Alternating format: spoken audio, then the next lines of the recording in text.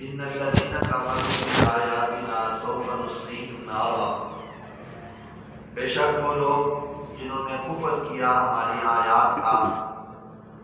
یعنی انکار کیا ہماری آیات کا، سوف نصلیہم نارا، ان قریب ہم ان کو دہکتی ہوئی آگ کے اندر داخل کریں گے۔ کلما نضجت جلودہم، جب کبھی ان کے جسم کی کھالیں جل جائیں گی، جل کر راکھ ہو جائیں گی، تو بدلناہم جلودا غیرہا لیذوقوا العذاب، تو ہم ان کو اس کے علاوہ دوسری کھالوں کے اندر بدل دیں گے تاکہ وہ عذاب چکھتے رہیں۔ ان اللہ کان عزیزا حکیما، بے شک اللہ تعالی غالب حکمت والا ہے۔ والذین آمنوا وعملوا الصالحات، اور وہ لوگ جو ایمان لائے اور جنہوں نے نیک اعمال کیے، سندخلہم جنات تجری من تحتها الانہار، ان قریب ہم ان کو ایسے باغات میں داخل کریں گے جن کے نیچے نہریں جاری ہیں، خالدین فیہا ابدا، اور وہ ان باغات میں ہمیشہ ہمیشہ رہیں گے۔ لہم فیہا ازواج مطہرہ، ان کے لیے ان باغات میں پاک بیویاں ہوں گی۔ وندخلہم ظلا ظلیلا، اور ہم ان کو سائے ہی سائے کے اندر داخل کریں گے۔ ان دو آیات بینات میں اللہ تبارک و تعالی نے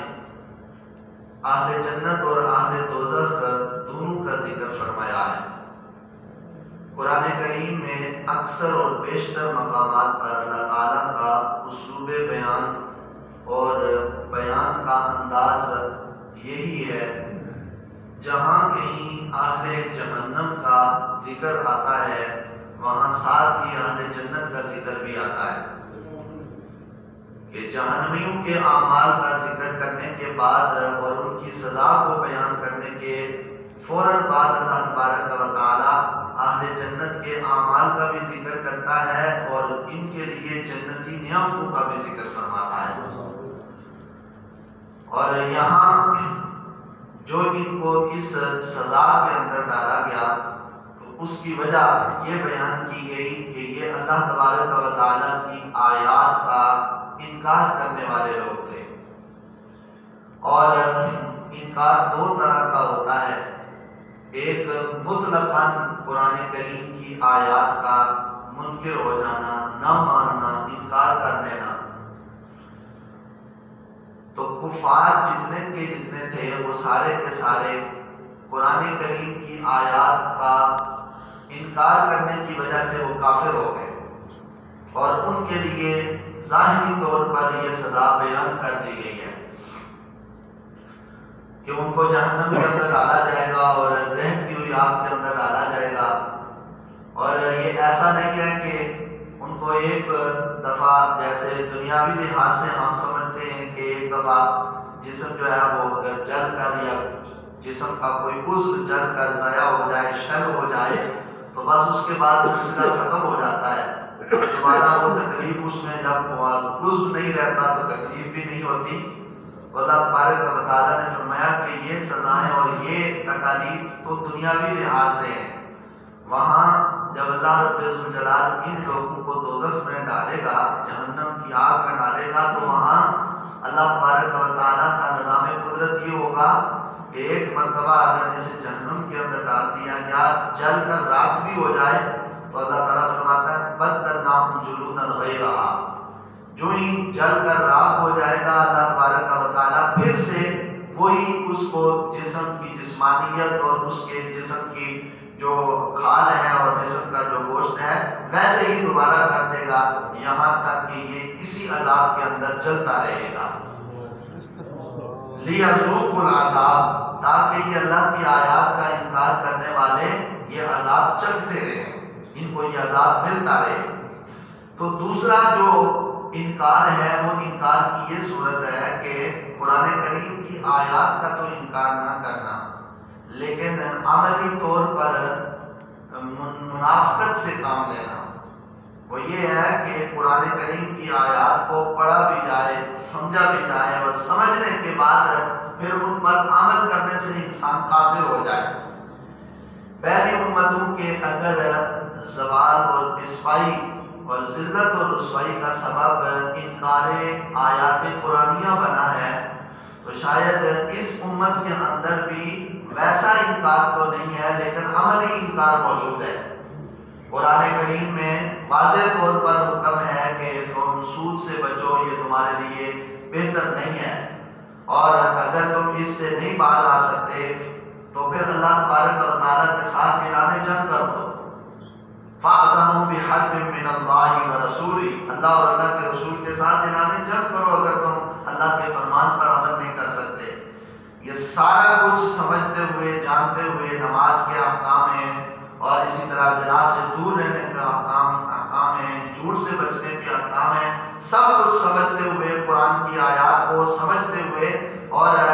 مفہوم کو جانتے ہوئے پھر جو ہے وہ لاپرواہی کرنا، گویا کہ ظاہری طور پر وہ آیات قرآنیہ اور اللہ کے احکامات کو ماننے والا ہے لیکن عملی طور پر ان کا انکار کرنے والا ہے۔ تو جب عملی انکار آ جائے تو پھر اس کا یہ مطلب ہے کہ وہ بظاہر تو ایمان رکھتا ہے، مومن تو ہے، لیکن جس وجہ سے کافر انکار کر کر جو ہے وہ جہنم کے مستحق ہوئے، مومن عملی طور پر اگر انکار کرے گا تو اللہ تبارک و تعالیٰ اس کو بھی سزا کے اندر ڈالے گا۔ ہمیں عملی انکار سے بچنا ہے تاکہ جو اللہ کا فرمان ہے اور اللہ کے نبی صلی اللہ علیہ وسلم کا فرمان ہے اس کو من و عن جیسا ہے سر تسلیم خم کر دیا جائے کہ بس اللہ کا فرمان ہے، آگے بات ہی کچھ نہیں ہے، اللہ کے نبی کا فرمان ہے، اگلی بات کوئی نہیں ہے، اگر یہ فرمان ہے تو میں نے اس پر عمل کرنا ہے۔ تو اللہ رب ذوالجلال نے ایسے لوگوں کے بارے میں یہ سزا بیان فرمائی ہے کہ جو عملی طور پر انکار کرنے والے ہوں یا ظاہری طور پر آیات بینات کا انکار کرنے والے ہوں۔ آیت پاک کی تفسیر کے اندر جن کفار کا ذکر کیا گیا کہ جو بظاہر اللہ تعالیٰ کی آیات کے منکر ہوئے، تو ان کا حال کیا ہوگا دوزخ میں جاتے ہوئے۔ مرفوعاً احادیث مبارکہ میں حضرت امام اسماعیل حنفی رحمۃ اللہ تعالیٰ علیہ نے ان احادیث کو ذکر کیا کہ جب یہ کیفیت، جب یہ دوزخ کے اندر ڈالے جائیں گے تو اس وقت ان کی کیفیت کیا ہوگی۔ تو آپ فرماتے ہیں کہ اِنَّ جِلْدَ الْكَافِرِ 40 ذِرَاعًا، کہ جب کافر کو جہنم کے اندر ڈالا جائے گا تو اس کا جو جسم کا چمڑا ہوگا وہ 40 گز تک جو ہے وہ لمبا ہوگا، اور وَدَرْسُهُ مِثْلُ أُحُدٍ، اور کافر کی ایک داڑھ جو ہے دانت کی وہ احد پہاڑ جتنی ہوگی، یعنی جسم کی جسمانیت اس قدر بڑھا کر انہیں دوزخ میں ڈالا جائے گا کہ ایک داڑھ کی یہ کیفیت ہوگی۔ آخر اس جہنم کو بھی تو اللہ تعالیٰ نے بننا ہے کہ جسے نبی علیہ السلام نے فرمایا اتنا جلایا گیا کہ 3000 سال جل رہی ہے۔ 3000 سال وہ بھی اللہ کے جو علم میں ہے کہ وہ 3000 سال کی کیا مقدار ہے۔ میں 1000 سال جلی تو وہ سرخ ہوئی، پھر 1000 سال جل کر سفید ہوئی، اور اب 1000 سال اور جل کر جو ہے وہ بالکل سیاہ ہو چکی ہے جہنم، اور میں اس کے اندر ان کافروں کو ڈالا جائے گا اور ان کی یہ کیفیت ہوگی۔ اور فرمایا شفقہ العلیٰ تضرب سرتہ، فرمایا اس کے جو ہونٹ ہوں گے، جو اوپر والے ہونٹ ہوں گے، وہ اتنے لمبے ہوں گے کہ وہ اس کی جو ہے وہ ناف تک جو ہے وہ لمبے ہوں گے اور ناف کو چھو رہے ہوں گے۔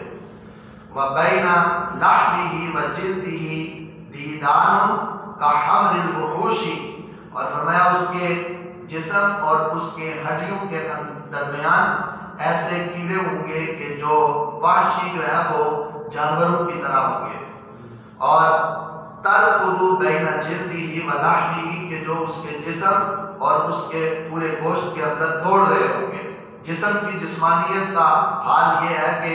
جسم کا جو چمڑا ہے اور جو جسم کی ظاہری جو گوشت ہے اسے 40 ہاتھ تک پھیلا دیا جائے گا۔ وَحَيَّاتٌ كَالْأَعْنَاقِ الْبَخْتِ، اور فرمایا جسم کے اندر ایسے اژدہا ہوں گے کہ جو بختی اونٹوں کے مثل ہوں گے، وعقارب کل بغالی، اور ایسے ایسے بچھو ہوں گے جو کہ کھچروں کی طرح ہوں گے، وَهَذَا لَيْسَ بِزِيَادَةٍ تَخْلُقُ وَتَعَذَّبُ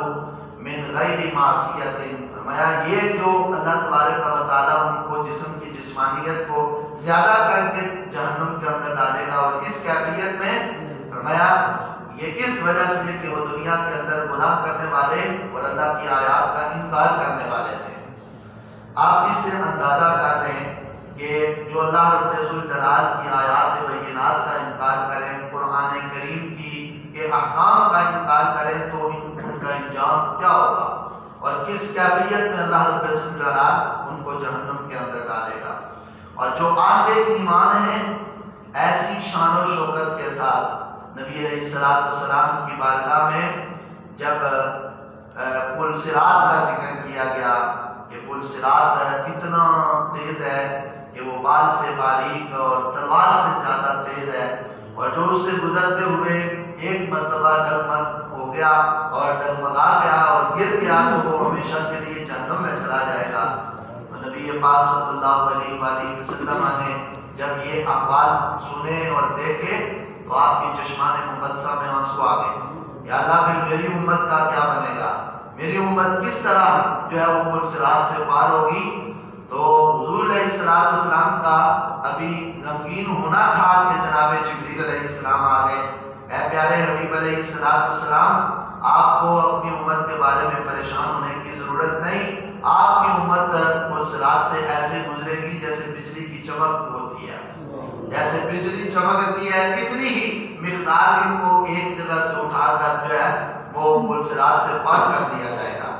تو نبی پاک علیہ السلام کی امت پر جو 50,000 سال کا جو ایک دن ہوگا، تو اس کے بارے میں صحابہ نے حضور کی بارگاہ میں پوچھا، حدیث کا مفہوم ہے کہ یا رسول اللہ وہ 50,000 سال کا دن پھر کیسے گزرے گا؟